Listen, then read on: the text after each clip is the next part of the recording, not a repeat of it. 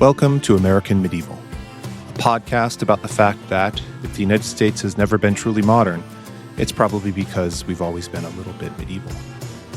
I'm your host, Professor Matthew Gabriele, and I've been researching, teaching, and talking about the Middle Ages, well, to anyone who will listen at least, for more than 3 decades. Each week on the show, we'll be joined by an expert scholar who'll share their fascination with, and sometimes their revulsion by, both the medieval world itself, as well as the ways the historical period has been remembered and used right here in the USA.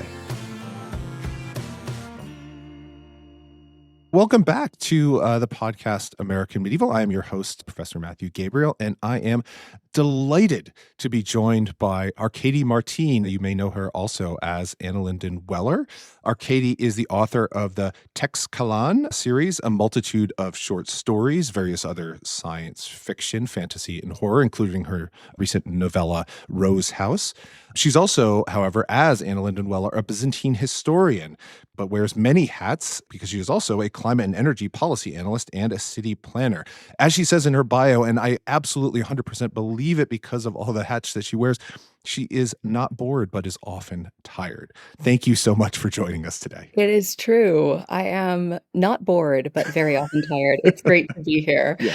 Every time someone reads the bio out loud, I'm like, good God, really? I do stuff. But yeah, thanks for having me. No, it's an absolute delight to have you here. And I was talking with another guest a little while ago about these formal introductions, which often seems like so kind of weird and stilted sometimes. You know, sometimes you're introducing like a friend, but you still have to kind of go through this formal thing. But then there's also the process of like hearing yourself be introduced and like seeing like, oh yeah, no, I do all that stuff. And that's weird. It's super weird. Yeah. But anyway, again, I'm getting used to this podcast format in some way. So like I'm realizing like people don't see the things I see. So you have to use audio in order to introduce people. And that's a necessary aspect of the genre. Anyway, all right. So on with the show, if that's okay. So one of the things I like to do is I'm going to start with maybe what might seem like a silly question. So I hope you'll indulge me here. Oh. And it's about time machines. Okay. Because I think that anybody who studies or kind of thinks about the past, like we all have kind of complicated feelings about time machines generally. But for the purposes of this question, for the purposes of our show, let's imagine that we have a time machine, and this time machine has been presented to you, to AnnaLinden, and with the caveat that you have to go back into the past and tell a younger version of yourself, a childhood version of yourself, that you will grow up someday to study the medieval past in some way. Okay. How does childhood you respond to that news? Childhood me is not surprised even a little bit. Okay. I was a very peculiar child. Childhood me knew that J.R.R. Tolkien was a medieval historian. Okay. And childhood me had been read The Lord of the Rings at age 6 by her father. Oh, okay. All right. Started early. Yeah. Yeah. My dad introduced me to a lot of science fiction and fantasy and also philosophy and art. Basically, when he was interested in it, no matter how old I was. Okay. So I also read Kierkegaard at 12, 13. So that definitely explains a lot. But yeah, I would not have been surprised. I would have been sort of like, okay. I think I would have assumed I would have worked on Arthuriana as a child rather than what I ended up working on, because that was what I was super into as a little kid. Okay. So there was something kind of compelling about Arthur for you within all of those stories. Yeah, like legends and mythological cycle. Kind of the high fantasy of it in some ways. The high fantasy of it, but also like the emotional drama of the character work in Arthuriana, like from a literary point of view almost, because that was kind of my first encounter with the medieval was in fantasy literature in a lot of ways. And also legends, which got mixed up a little bit with some sort of potted British history, like most American kids get. You learn that list of British kings for some reason. And then, so at the beginning of that list is King Arthur, right? Imagining myself as 7 years old. Yeah. But honestly, Arthuriana appealed to me because of its narrative aspects. It's kind of folk mythology, these deep stories that repeated over and over. I've always liked that kind of Yeah, thing. and so many rich characters, right? And then when you Yeah. get a little older and you learn about kind of the tradition, like how many kind of twists and turns and different versions there are, in which Mhm. they're never kind of competing, but always kind of overlapping in some way. Yeah. Like I remember having a conversation with a friend about The Green Knight, Yes. the recent Dev Patel movie, right? Which I loved, and I know this is a controversial position amongst many medievalists, but here we are. But all these Gowans kind of exist kind of next to each other within the medieval canon, right? Like all these different versions of Arthur. And that's super interesting in a lot of It ways. And I think is. it's something that you can pick up immediately when you encounter these types of stories. Absolutely, and the sense of almost, like, secret history, Mhm. which that layering and multiplicity really encourages, especially when, like, you're a child and you don't have a really secure sense of time period ordering in any way. Sure. The past is all just the past, and Yeah. it's very multiple and not fixed. Mhm. And for me, at least, one of the interesting things about a lot of my early childhood interests in what I guess we can call the medieval were not super differentiated between mythology and truth, Sure. mythology and history. To take a parallel example that isn't Arthuriana, my dad was a violist at the Metropolitan Opera, so I spent a bunch of time watching various Wagner from the audience because 'cause I'd sort of been parked there with a score and to hopefully keep me entertained. So, The Ring of the Nibelungen Mhm. Mhm. and the Siegfried legend, and at the same time, I was reading Tolkien, who very much knows The Ring of the Nibelungen and the Siegfried legend and is Yes. playing with it, and at the same time, I am reading, like, child's history of Norse mythology, and they're all equally true Yes. to child me. This probably explains why I ended up both a writer and a historian.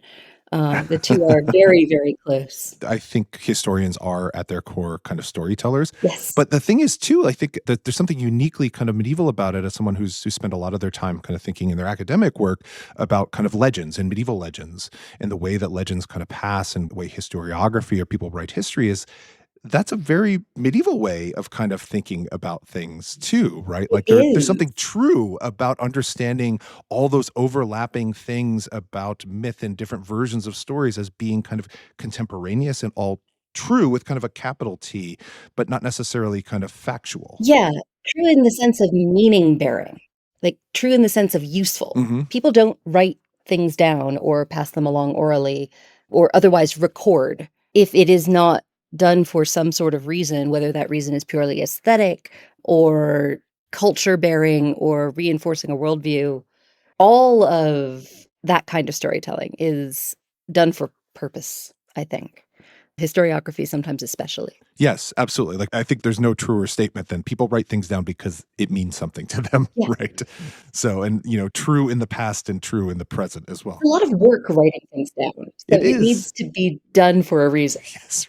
Writing not an easy process sometimes. No. So, especially when, in a medieval context, right, like the process of writing, the process of recording involves a lot of kind of material culture and a lot of Yes, money and time and effort in order to secure the methods of writing things down. absolutely. Far more than Yeah. now. Far more than now. So I can just, open up this computer I'm on and, type away and whatever, and there it is. Maybe it'll survive. Probably it won't because I'll delete it after a while or it'll get lost in the sands of time. But scraping, creating leather, so that you can create vellum, scraping it, making sure it's produced, curing it, cutting it so it's the right size, writing on a wax tablet and then transferring it to vellum, just in the Latin case, like in the Western Yeah, case, yeah, a very different and much more involved process. absolutely. Yeah. But let's move maybe away from Arthurian because, a lot of your academic work kind of before you became or moved into the fiction world, right, was somewhere else. It was in the Oh, Byzantine yes. side, the Eastern Roman Empire. So how did you kind of move in that direction? And it seems like it's very common, I will say, like there's always some thread whenever I ask that kind of time machine question at the Mhm. beginning, something that kind of pulls you into the Middle Ages, something from childhood. And oftentimes it's Yeah. Tolkien, but it's something else.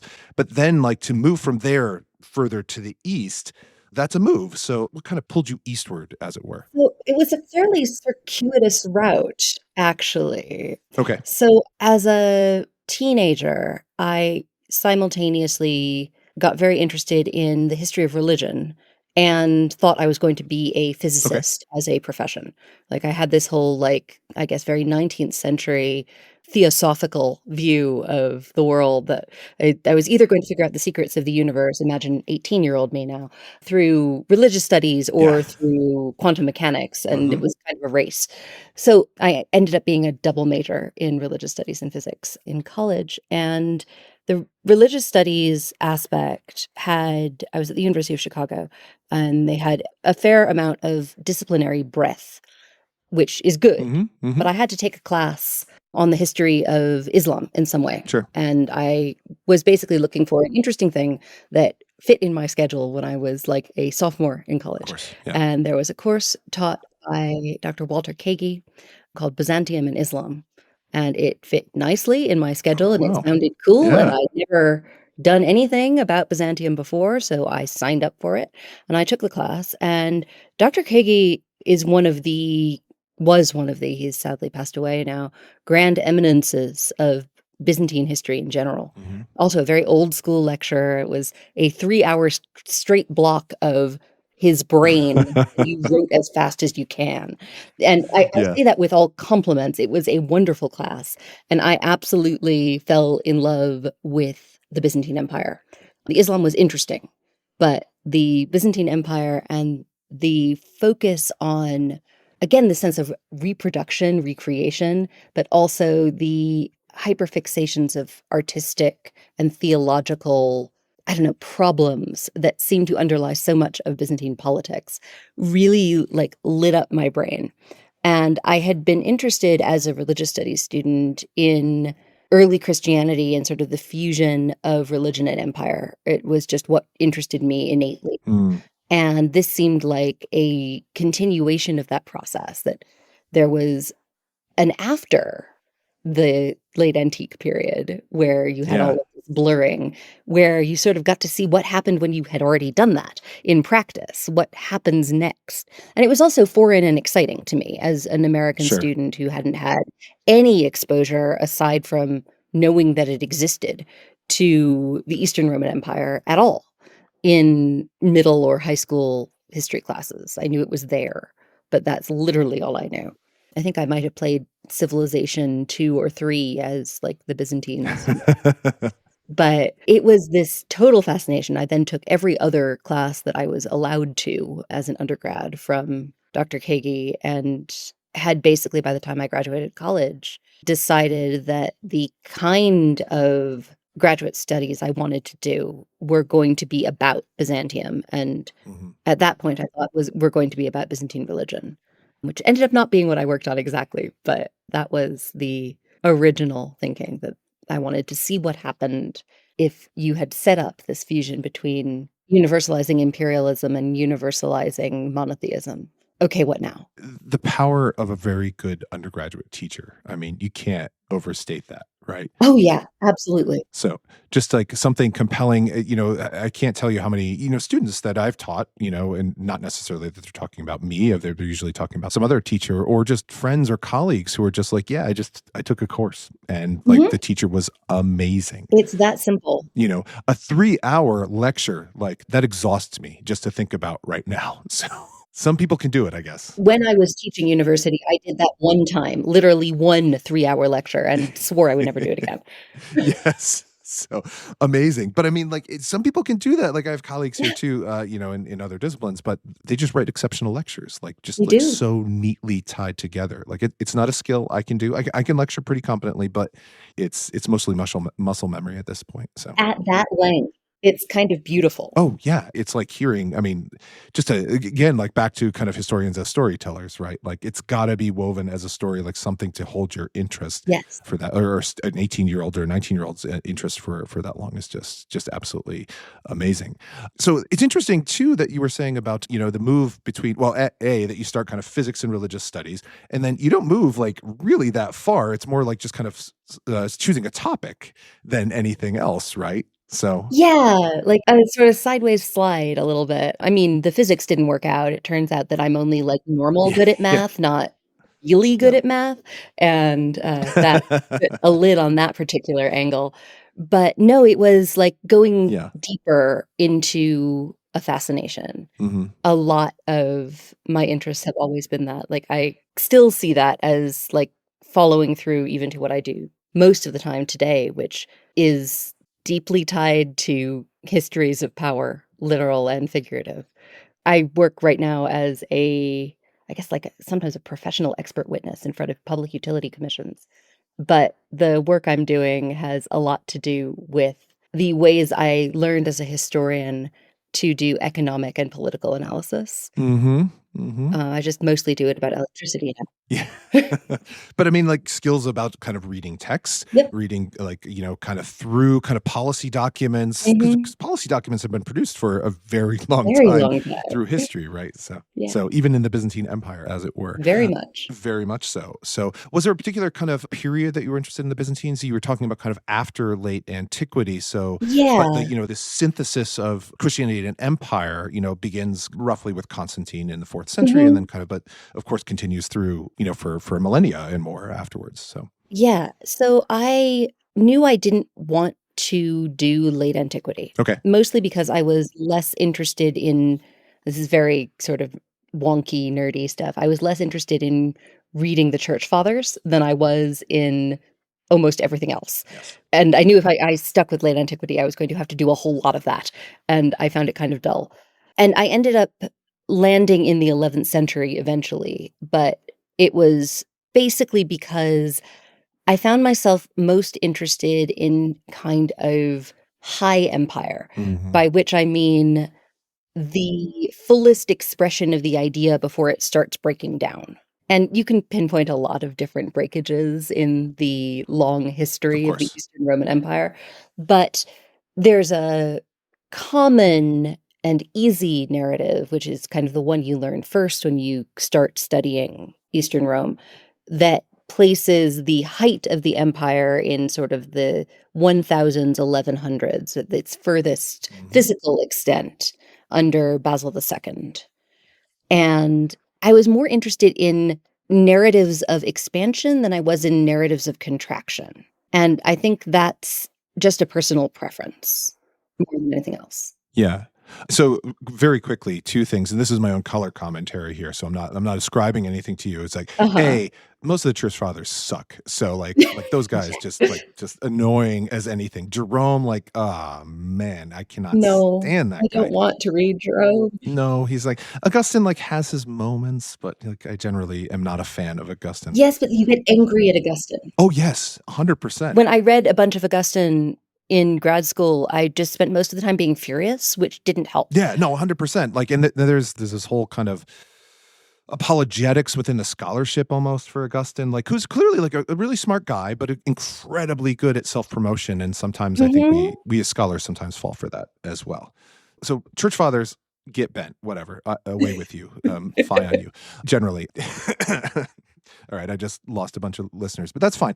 So second, most importantly, perhaps 11th century, best century in the Middle Ages. It's just much fun. So much going on in East and West. Like you mentioned kind of Basil II, like fascinating character in his own right, his expansion against the Bulgars, right? But then you kind of have the Komnenoi resurgence, like in the later part of the century, like First Crusade shows up at the time, like all that kind of stuff going on. So interesting of a period, right? Yes.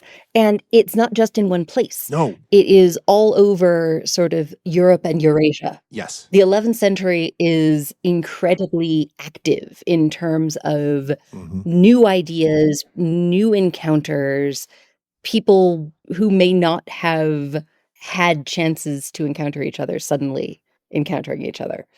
And ideas-wise, too. I love the 11th century a whole lot. Yeah, it's really kind of, David and I, when we wrote The Bright Ages, like one of the things we kept kind of emphasizing was Europe as kind of permeable in this period, and that's beside kind of the Byzantine Empire, but that really shows in that period kind of how many places everything is touching, because we're talking about Western Europe, we're talking about Eastern Europe, we have to include Iberia, all of North Africa, and then of course, through the Byzantines, you have the Middle East, across Anatolia into the Black Sea region, even further east Greece, kind of beyond that towards Baghdad and points eastwards, south across into Egypt, and even maybe even beyond the Sahara a bit. Like all of those things are connected, and everybody knows kind of what's going on in a different way than they had even just the previous century. Yes. So just like a fantastic period. So any aspiring kind of medievalists out there, like A, good luck, because there's not a ton of jobs out there. Uh-huh. But B, look at the 11th century. So much to pay attention to. I mean, while you're having fun before you have to have a job. 11th century. That's Where right. it's at. Absolutely. Yeah. So, talk to your undergraduate teachers, talk to your master's teachers or something like that. 11th century, best century. So I will talk about the 11th century for a long time. But so one of the interesting things, though, is that, you've taken kind of all this work, of course. And again, like you seem to be, as you said, kind of moving sideways through things because your fiction seems to deal with a lot of these themes as well, right? Oh, God, like yeah. the Texcalan series, A Memory Called Empire, Desolation Called Peace. Fantastic for their listeners. Please go out and buy them as soon as possible. They're an amazing set of books. But then that's the blend too, because it's not just Byzantine history, it's also kind of Aztec history that you're kind of drawing from, right? Inspired by. Is that correct? And some other stuff. There's Aztec history. There's a bunch of the Pax Mongolica in there, sort of the history of the expansion of the Mongols. And there's a whole lot of 20th century American imperialism, which I and you listeners live in the consequences of. I've heard some about that. So, yeah. I like to talk about the Texcalan books as, at least the first one, Memory Called Empire, is the book I wrote when I was supposed to be writing a postdoc book. Okay. I wrote about 2/3 of the postdoc book and the entirety of memory while I had a postdoc in Sweden at Uppsala University. And my wonderful supervisor there, Ingela Nilsson, forgave me for the fiction being the thing I finished instead of the nonfiction book. Mm-hmm. But it was all the same idea. Yeah. It was this real fascination with the impacts of maintaining imperial culture in a borderland, and specifically a medieval borderland with limited forms of rapid communication and highly stylized cultural forms that granted or did not grant status. So I was obsessed with these ideas in what I was working on as a postdoctoral researcher, and I was also obsessed with them like emotionally. And one of the things that academics are encouraged to excise from their writing is poetry and emotional affect. And I was continuously frustrated by that. Yeah. And still am. I think that more of that belongs in academic writing than is strictly de rigueur. But I stuck all of it in fiction because I could talk about it the way it made me feel about things and the sort of emotional valence that I felt was a load-bearing part of the research I was doing, but that you cannot ascribe to people in the past the same way you can ascribe it to people that you make up for the purposes of demonstrating. Yeah. Did you feel like a strong kind of, you mentioned, and I think you're absolutely correct, of course, that's discouraged within academic kind of history writing. But I'm thinking too of kind of conversations I've had with classicists in which they're a little bit more comfortable with the personally kind of affective as they're writing about kind of past subjects. And I'm wondering did you feel any of that kind of, I'm wondering if there's a connection like through Byzantine history or am I just kind of imagining connections in that way? I think that may be true of American classicists, but my experience with a lot of European classicists was that it was philology or death. Okay. And that was, and I was definitely in that particular dichotomy on the side of death. So, I mean, I'm a mildly competent philologist, but I ended up being sort of a literary historian because the theory that was supporting the work I wanted to do actually came out of the history of literature and literary studies in general. So I was not doing how many times does this word appear in the corpus of Skylitzes. I was doing like, because this word appears 14 times in the corpus of Skylitzes, let me tell you about how tents are a metaphor. I mean, I think that's, so I came out, so my PhD program, I did my PhD at Berkeley, which is a, kind of more theory friendly and more kind of literary kind of approach to graduate training. And so it was always kind of weird to me that people didn't want to kind of speculate in these ways. Mhm. My dissertation advisor, for example, like wrote an academic article. It's about kind of a coup attempt or kind of a civil war in the 10th century, in which he takes a statement in a chronicle about one of the pretenders to the throne, or actually the king at the time, is kind of run through the mouth with a spear. Ooh, nasty. And this is just kind of statement, it's kind of a gruesome death. But he takes that moment to kind of speculate, like, what is he thinking at that moment? Like, as he knows he's lost, like the Civil War is over, things are kind of falling apart. And then he does, I think like a really interesting kind of imaginative reconstruction, which is really, well grounded in the sources about kind of what's going on his side, why the Civil War is happening, but how people actually lived in the past. Like they Yes. felt things and they thought things. And we should, as historians, pay attention to that. They were people there. There were. I think that there is, and it's been 10 years now, which sort of makes me sad. It's been 10 years since I formally worked in the academy, and I do miss it in a lot of ways. Okay, 9 years.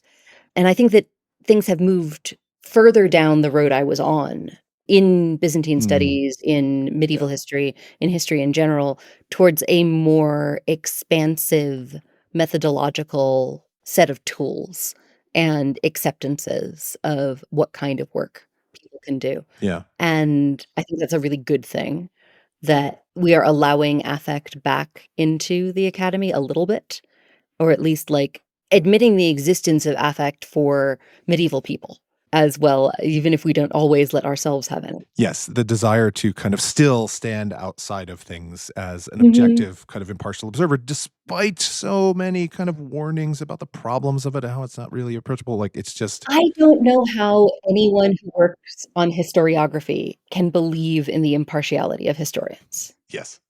How do you square that?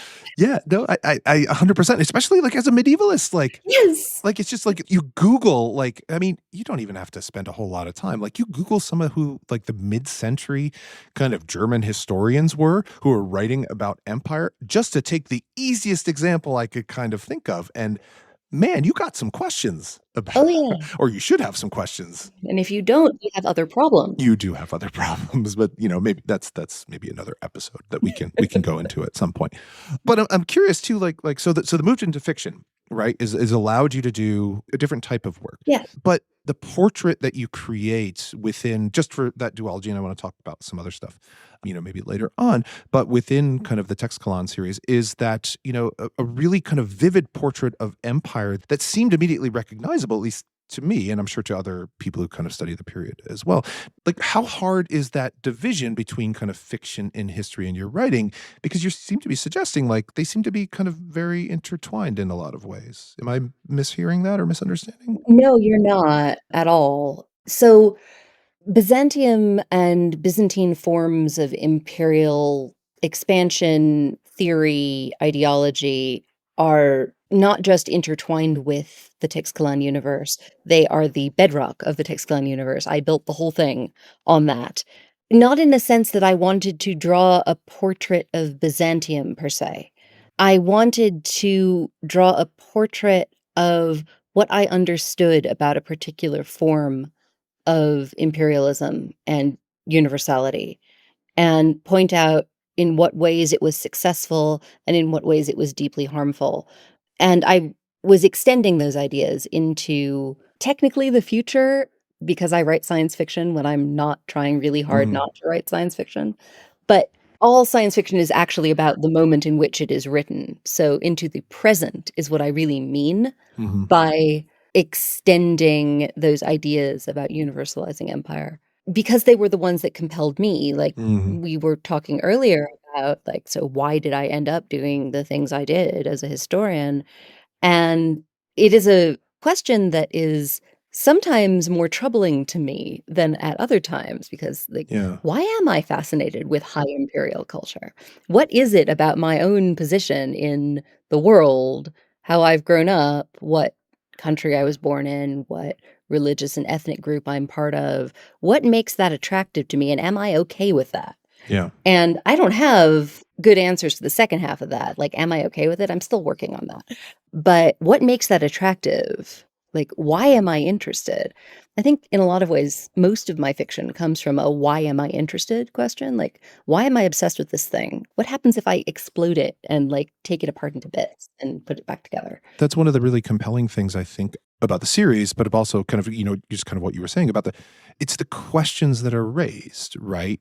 Both in the author, but also of course in the reader's minds about like, what does it mean to be, in the case of the series, right? Like on the fringes of empire, just outside the empire, but just be fascinated by it because there Mhm. are so many historical examples. It's not like you have to pick an empire and say like, okay, it works for this one, but not for all the others. Like that's just kind of how empires work. No, that one's true of all imperial forms. Yeah. The sort of black hole of cultural compulsion that is not just a bad thing. It's like it's bad because it blots out other stuff, but it's not innately corrupt in and of itself.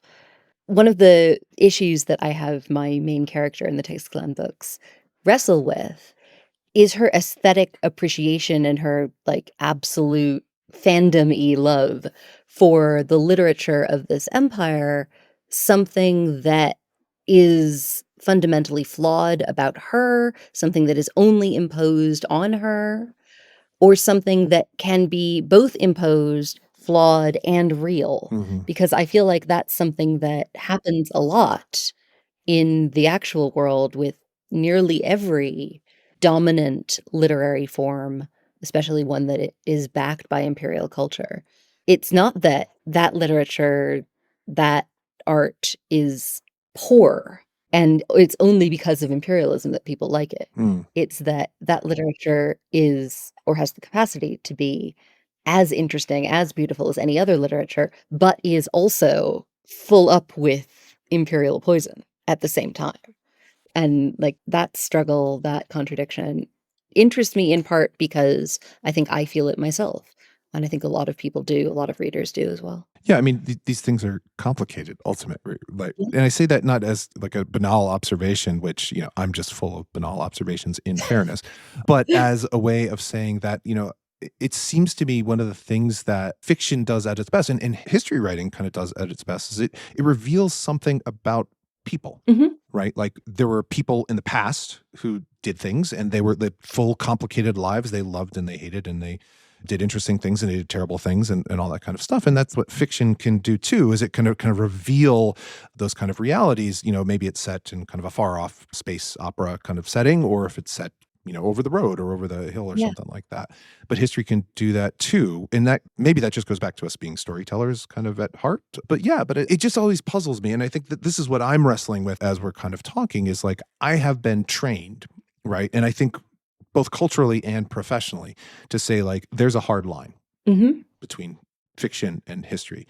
And like it just seems fuzzier the more I look at it. Yeah, this was a thing I was really wrestling with during trying to write that postdoc book. Was I was trying to operate as a historian, but finding myself more and more operating in a universe where the rules were better explained by methodologies that we use to talk about literature, to talk about fiction. Mhm. And the places where trying to understand, like, why did people write about an event in a particular way? Like, what are the choices being made in recording an event in a particular fashion, especially when Yeah. you have different historiographies, or sometimes a historiography and a chronicle, or historiography and an apocalyptic text that are reflecting the same event, but they are highlighting different things, sometimes having the event turn out differently or have different pieces of the narrative happen in different order. Suddenly feel like the tools I want to reach for are the tools that I use when I'm analyzing fiction. Like, in what way does this present the argument of the author? Mhm. In what way does this produce an emotional effect in the reader or the listener? Yeah. Then thinking about, all right, why would a medieval person make this choice? What does that tell me about their position in society? What's going on right then that makes them make one literary, quote unquote, choice rather than another? Sure. Yeah. It makes me curious too about kind of, if you don't mind my asking, about kind of your process, Mhm. when you are thinking about kind of new story ideas, or has your training kind of as a historian kind of shaped that in some ways?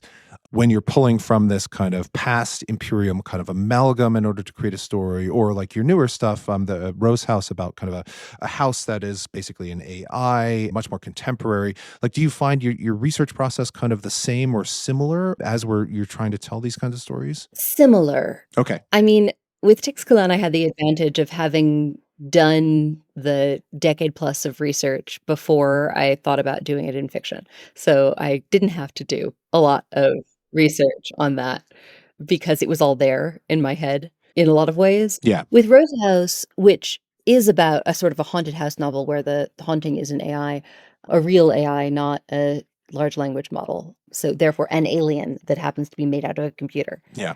The research there came primarily out of early 20th and mid 20th century modernist urban planning and architecture theory, which is something I studied later and also is a personal interest of mine. Okay. But again, I don't do the thing that a lot of writers do on the front end, which is to like go do a bunch of research before you start writing.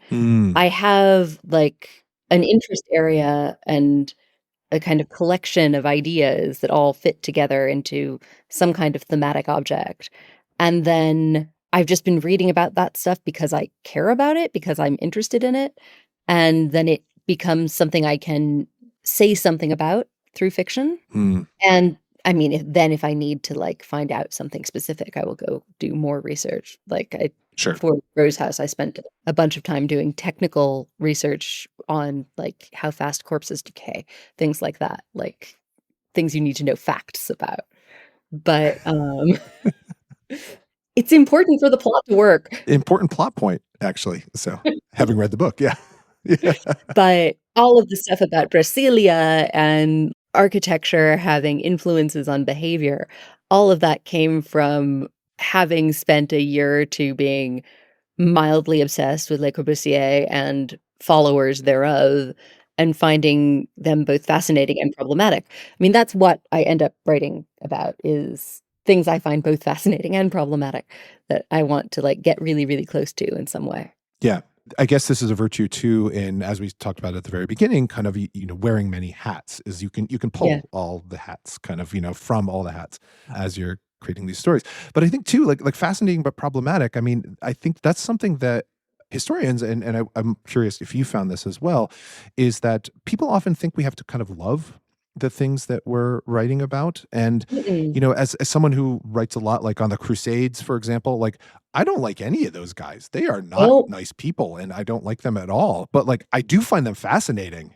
Yeah. Like there's a difference between like and be interested in. And I feel like we should draw that distinction more, because interested in or even fascinated or compelled by are not the same things as like or have affinity with. Especially have affinity with. Like there are some of my terrible Byzantines who I do like because they are like familiar friends, not in the sense that I would like them if they showed up for dinner. No, I don't want to meet any of these people. Of Grigor Magistros Pavlini, who I think would be an absolutely obnoxious house guest, just the worst, and like would constantly be quoting obscure things to you in his dialect of Greek, which I think he made up himself. But he's an Armenian prince who basically was too good at things. Yeah. And he writes incredibly difficult classical Armenian with Greek syntax, pretty much to show off and to make me and like two other human beings, both of whom are at Oxford, miserable when translating. He sounds like one of our church fathers, basically. Yeah, except the things he's writing about are really interesting. Okay. That's the difference. Yeah. It's like, I care about what he's saying. I just wish he would say it in a way that did not require dictionaries in multiple languages to decipher.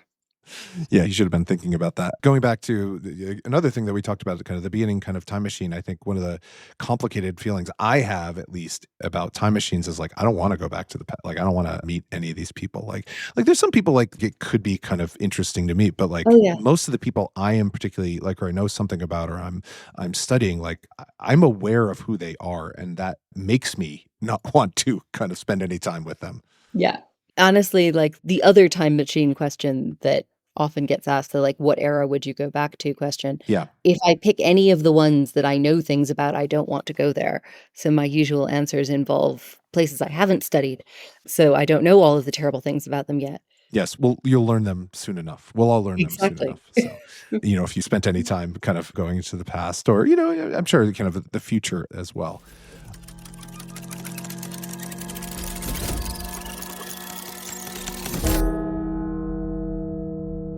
All right, players, here's another Multitude podcast you'll like. Join the Party is an actual play podcast with tangible worlds, genre-pushing storytelling, and collaborators who make each other laugh each week. Game Master Eric, along with Amanda, Brandon, and Julia, welcome everyone to the table. The current campaign is about a superhero high school. Hop in now and join the campaign, or head back into the archive to listen to campaigns about bug and plant pirates, weird summer camps, other superheroes, or high fantasy. Those are all separate, by the way, not like all in one together. Anyway, find out more at jointheparty.com or just search for it wherever you find podcasts. Okay, back to reality. Oh, there goes gravity. I'm sorry. I mean, back to American Medieval.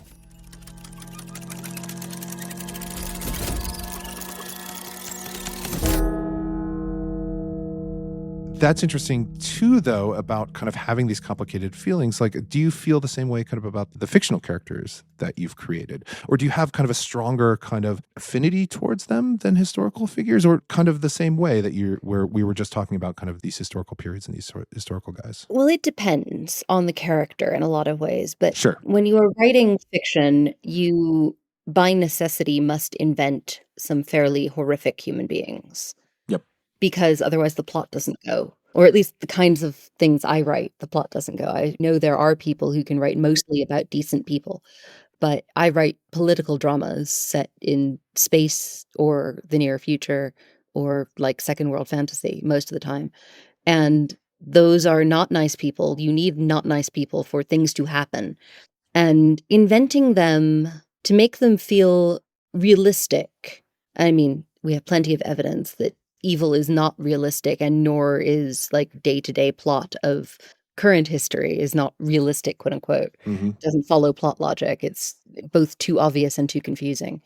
But readers still expect plot logic to work. Yeah. So when you build a character who is capable of doing the awful things that drive your plots, you have to make them complicated and you have to make them solid. And at least for me, this means that I can't hate them entirely, even when they're really terrible. I have to have gotten enough inside the model of their head to be able to write what they would do or say. Yeah. And that removes a certain level of unpersoning that I think one can do with some historical figures where you don't have to deal with them as people. Sure. You only deal with what they have done or what they have written or how people wrote about them. But for me, at least, I, as a historian, was never super good at leaving dead people dead. Like, I spent a lot of time thinking about what these people were actually like inside their heads. And that's part of, I think, what makes me a good writer. I don't know if it makes me a good historian. It made me very interested in history and still makes me very interested in history. Yeah, there's something I think, at least in my experience and some of the people that I've spoken with, colleagues and even kind of I hesitate to say history enthusiasts, but people who are interested in history, is that there's a desire to kind of understand people in the past, and I think people who encounter the past or the medieval past or really any period, like they're pretty kind of astute oftentimes about being able to disambiguate awful things that people do and wanting to understand why they did those things. That seems to be kind of similar to kind of what you're saying, if I'm understanding you correctly. Yeah, I think it is very innate to human beings to want to make mental models of other people, to understand why they might have done things. We want reasons to exist almost all of the time. And I actually think this is very healthy because the other option, when people do terrible things, if we're not going to make mental models of why they might have done it, we instead have the choice of declaring them not human and not modelable, not people. Yeah. They are simply agents of evil and wrongness. We unperson people like that. Yeah. And I think that is in great part very bad for future harmony and preventing violence. The more people we unperson, the worse off we are. So the desire to find some amount of understanding, and understanding does not mean commonality or agreement, but understanding, comprehension, I think is a good one in general. Yeah, and it seems to be, and I say this kind of, I was giving people a lot of credit, which I want to do. I'm happy to do, but about their reading comprehension. But then there's always the other things, and it's not just kind of unpersoning, but it's almost this. I don't know how to describe it, like almost like a cafeteria approach towards literature, kind of picking and choosing Mm. things. And what I'm specifically thinking of is like there was an announcement this day that we're recording that Jeff Bezos is involved in this AI project called Prometheus, which Really? the story of Prometheus has a very particular kind of ending. Yes, absolutely. Like he brings fire to man within the Greek myths, but then like it doesn't turn out well for Prometheus kind of at the end. Yes, and then eagles eat his liver forever. They are still eating his liver if we believe the Greeks. Forever, right now, apparently. Yes. So, but I'm also thinking about all the Silicon Valley kind of tech bros and their fascination with Tolkien and Yeah. their willingness to pull kind of titles, things from Tolkien that sound cool, but then when you think about it for a minute, like are really worrying. Like it just doesn't seem like they kind of understood like what Palantir means or Andril or Erebor or anything like that. Like, and I'm curious, like, is there a way out of that? It's like they're all vibes. They're saying things that create an emotional response Yes. that is not meaning bearing for them. It's merely emotional. Mm-hmm. It is like a trigger word almost, sort of Manchurian Candidate-esque. Like, oh, this brings up all of these like feelings that I have about a piece of literature, Yeah. not any of the actual meaning that the compositor of the literature or a reader who felt like paying some attention would have because they have context. And I'm not against vibes. Like, I think vibes are part of how we make things enjoyable. Like, having art or literature that makes you feel a particular way is a good thing, and being able as a artist to evoke a Mm-hmm. particular emotional effective response is a highly complex and difficult skill, which if you can achieve it, it's awesome. But I also think that we are in a cultural moment right now where there is a real shift towards non-meaningful speech. And I Mm. mean that almost in a like technical linguistics way and also a phenomenology way, like Yeah. speech that is not meaningless but does not bear meaning, that is purely phatic, purely vibes. And it's something that really troubles me Mm-hmm. and that I worry about all the time. And we see it with these tech bro sort of appropriations of fantasy literature and some science fiction as well, where it's like they're using the terms because of the way those terms made them feel when they first encountered them, like age 13 or something. Yeah. They're using them purely as a signal towards the emotion. And it's usually a nostalgic emotion, not a current emotion. Yeah. And they what's interesting is they seem to expect that speaking the word will make other people feel that emotion as well. And that is not always or even often true. They're not magic, the phrases. Yeah. They might be magic for the person who named their company that. Yeah. Yeah, but not necessarily to kind of all the readers. And I'm glad you mentioned kind of nostalgia. I was as you were talking, like I was thinking about some of the work, the academic work that I've done with this theorist, Svetlana Boym, who wrote a book called The Mhm. Future of Nostalgia, in which he talks about kind of exactly that as nostalgia as an effective process. Like it doesn't have Yeah. anything to do really kind of ultimately with the past, but it's a vibes-based understanding of a desire to pull that past, but really kind of that emotion into the present. So Yes. not actually to recreate the past itself, but to recreate the experience that the individual or sometimes a collective kind of had. It is to pull a frame of reference into the present because that frame of reference is familiar or beloved or lost. Yeah. And I mean, like, I'm certainly no exception. God, my wife and I watching ER, like the old television show that started filming in 1995 when I was 10 years old. And I had this moment, like yesterday, we were watching some of it, the really early stuff, and was just like, Oh, yeah, I remember when everyone dressed like that and, like, wasn't that a better time in the world? No, I was 10. Things were simpler, not better. But, like, Yes. I feel like it's attractive even, like, horrible vests and Yeah. very wide ties with strange patterns, and everyone has floppy hair. But, you know, there's some kind of deep affective response, which is like, I was 10 years old, I was relatively happy, and I had a decent Yeah. childhood when I was 10, and that was a good time in the world for me, Mhm. so surely it must have been a good time in the world. No, it was not. No, I always, when I'm trying to talk about it, nostalgia, I'm trying to explain it to my students. I always give them the example of Kraft macaroni and cheese because every college student has had Kraft macaroni and cheese, Uh-huh. and usually they love it. But if they think about it, they don't actually love it because it's really not that great. What it is that they love being, again, like 8 or 10 years old, sitting around a family dinner table, like maybe it was a special treat or something like that, making, feel warm and cozy and stuff like that. So you're remembering a moment rather than kind of the experience, the actual kind of thing itself. And you want to pull that vibes again, kind of back into the present. So Yeah. for me, my nostalgia, I have to say, is not necessarily ER, though I did watch a lot of ER. It's the Golden Girls. So I'm very much a Golden Girls fan Fair because I enough. remember that from my childhood. Yeah. On that note, we are unfortunately kind of running short on time. This has been a really wonderful. Thank you so much for this conversation. Thank you for having me. It's great. It's been a delight. But if people do want to learn more about you or your work, how can they find you online? So I have a website, which I occasionally remember to update, which is arkadymartine.net. And I am mostly on socials on Blue Sky at Byzantine, so Byzant, the first half of Byzantine, and then en, like the French feminine ending, dot bluesky.social. And that's really the only place I spend like time online in public anymore because of, the fall of the internet and everything. But I also have a semi-defunct newsletter, which I should undefunctify and start using again.